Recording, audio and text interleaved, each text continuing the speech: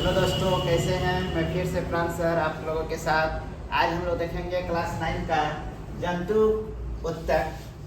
जंतु उत्तक मुख्यतः 4 प्रकार के होते हैं, जो होते हैं एपिथेलियम उत्तक, पेशीय उत्तक, तंत्रिका उत्तक और संयोजी उत्तक। 4 प्रकार के जंतु उत्तक होते हैं।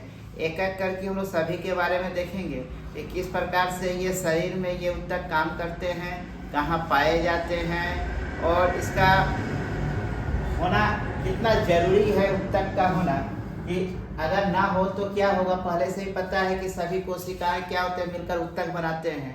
तो उत्तक क्या होते हैं, बहुकोशिकीय उत्तक में इससे पहले हम लोग देख चुके थे पादप उत्तक में, प्लांट टिश्यू में। आज हम लोग देखेंगे एनिमल टिश्यू में ही कि जंतु कोशिका जो अभी जैसे बताएं कि 4 प्रकार से होते हैं, एपिथेलियम उत्तक, तंत्रिका उत्तक, पेशीय उत्तक और संयोजी उत्तक। अब हम लोग देखेंगे एपिथेलियम उत्तक। ये त्वचा, मुंह, बाह्य परत में पाया जाता है। एपिथेलियम उत्तक क्या होता है, बाहर की तरफ पाया जाता है। ये होता है शरीर के बाहर की तरफ त्वचा, से त्वचा हो गया, ऊपर वाला मुंह में हो गया, बाह्य परत में पाया जाता है। इसके भी प्रकार होते हैं। ये होते हैं, पहला है स्तंभी एपिथेलियम उत्तक। फिर इसके भी एक प्रकार होते हैं साधारण स्तंभी, जिसके इंग्लिश में स्तंभी एपिथेलियम को स्क्वैमस एपिथेलियम कहा जाता है। तो ये साधारण स्तंभी है। इसके पहले प्रकार ये पतली कोमल सतह की बनी होती है, जैसे कि रक्तवाहिनी फेफड़ों की कुपिकाओं की विसरण करने वाली सतह में ये पाया जाता है। कहाँ है रक्तवाहिनी, फेफड़ों में जो रक्तवाहिनी होती है वहां की सतह जो होती है वह स्तंभी एपिथेलियम उत्तक की बनी होती है।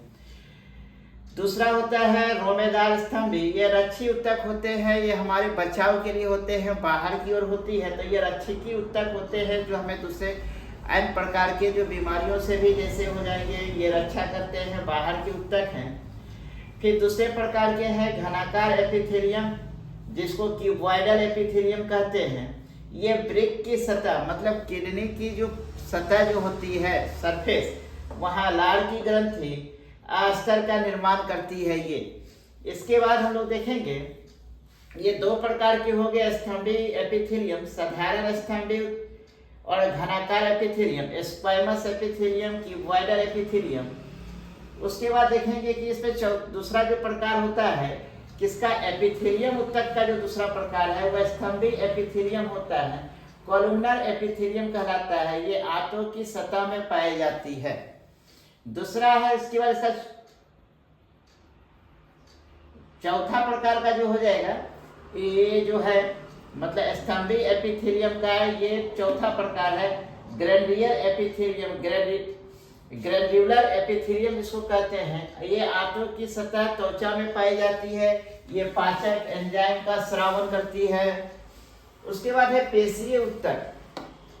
पेशीय उत्तक क्या हो गया, ये एनिमल टिश्यू का ये दूसरा पार्ट हो गया पेशीय, जिसको बोलते हैं मस्कुलर टिश्यू।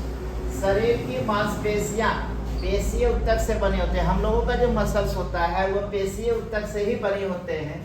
इसकी संरचना धागे जैसी होती है, पतले पतले धागे जैसी होती है, जिसके कारण इसको क्या होते हैं, पेशीय उत्तक भी कहते हैं। इसकी जो संरचना होती है इस तरह से धागे जैसी संरचना से मिलकर हम लोगों का क्या होता है, ये मसल्स टिश्यू बनाता है।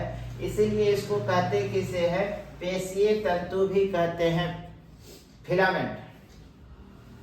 संकुचन और फैलाव इन्हीं के कारण होता है। पेशीय उत्तक के कारण ही हमारा शरीर जो होता है का संकुचन, सिकुड़ना और फैलना, ये यही करवाता है पेशीय उत्तक। ये 2 प्रकार के होते हैं, ऐच्छिक पेशिक और अनैच्छिक पेशिक। ऐच्छिक पेशिक का मतलब ये हो गया कि जो हमारे नियंत्रण में होते हैं, हम उसको अपने नियंत्रण में जब चाहे तब आगे पीछे कर सकते हैं, उसे कहते हैं ऐच्छिक पेशी। जैसे हाथ को हम लोग आगे पीछे कर सकते हैं, पैर को आगे पीछे कर सकते हैं। तो ये सब जो होते हैं, जो अपनी इच्छा अनुसार हम जिसको कर सकते हैं अपने, उसे कहते हैं ऐच्छिक पेशी। अनैच्छिक पेशी होती है जिन्हें हम अपने से नहीं कर सकते, अपने मेरे नियंत्रण में वो नहीं होता है, वो खुद अपने आप नियंत्रण में होता है, जिसे हमारा बस नहीं है, हम जिसे नियंत्रित नहीं कर सकते, उसे कहते हैं अनैच्छिक पेशी। जैसे हृदय क्या होता है, हमारे रोकने से तो रुकेगी नहीं, वो अपने हिसाब से वो पर मिनट 72 बार वो धड़कती है। आपकी पलक, हम कुछ समय के लिए पलक को कुछ समय से रोक सकते हैं, लेकिन फिर वो क्या होता है, ऑटोमेटिक वो अपने आप पलक क्या होते हैं, वो बंद होते हैं और खुलते हैं। ये हमारे नियंत्रण में नहीं होते हैं, इसलिए इसको कहते हैं अनैच्छिक पेशी।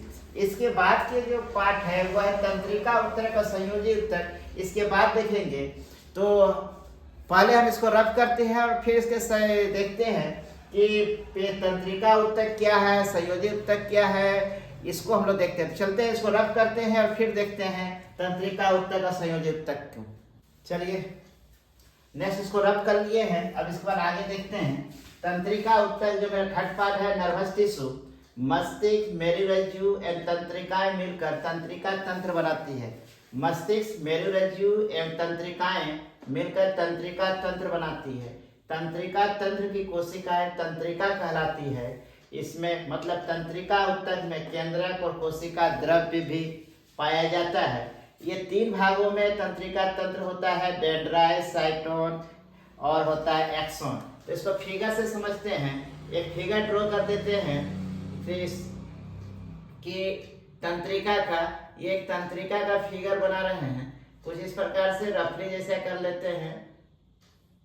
ये तंत्रिका का फिगर बन रहा है, इसको हम लोग इस तरह से कर लेते हैं तंत्रिका को। ये एंड पॉइंट बना देते हैं इसका, ये इसका एंड पॉइंट हो जाएगा। यहां से कुछ इस तरह से निकाल देंगे इसको। ये इसका तंत्रिका कोशिकाएं बन जाएगी। यहां से भी एक इस तरह से कर देंगे, तो ये तंत्रिका कोशिका, बीच में क्या होता है केंद्र, इसमें फिर से इस तरह से कर देंगे।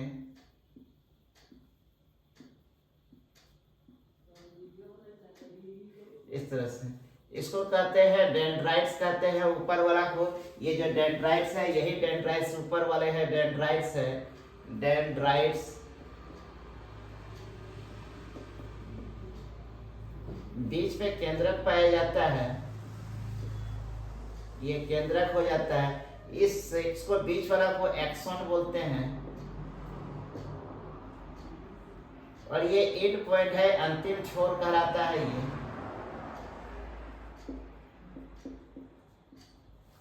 और यहाँ पे क्या है, साइटोप्लाज्म भरी रहता है, इसको बोलते हैं साइटोप्लाज्म।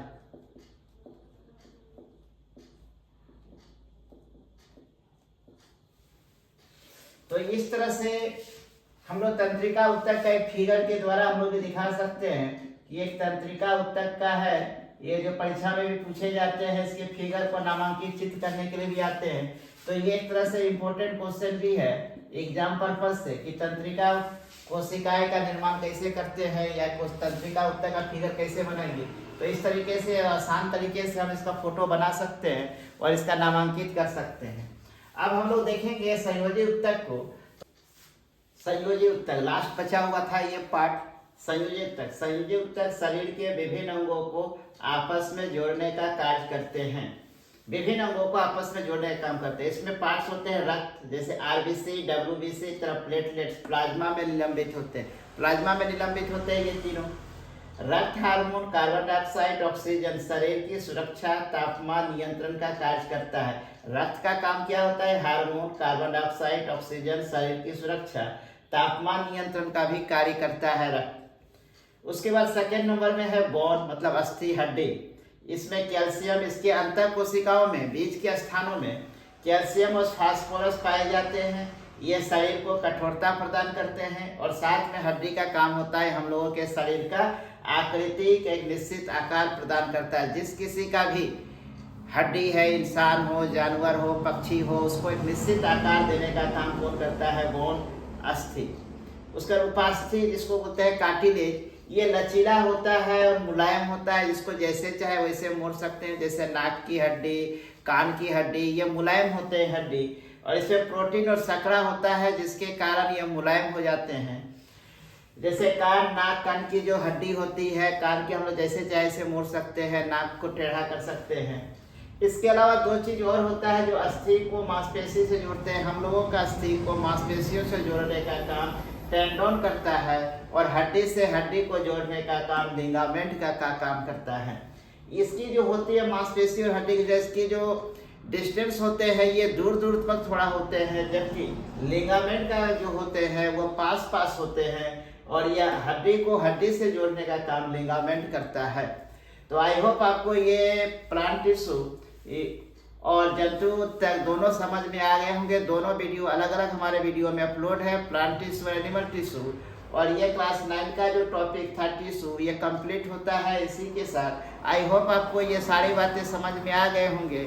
अगर फिर भी नहीं समझ में आ रहे हैं, कुछ दिक्कत है, तो आप हमें कमेंट सेक्शन पे कमेंट कर सकते हैं, हम उसका समाधान करने की कोशिश करेंगे। तब तक के लिए थैंक्स।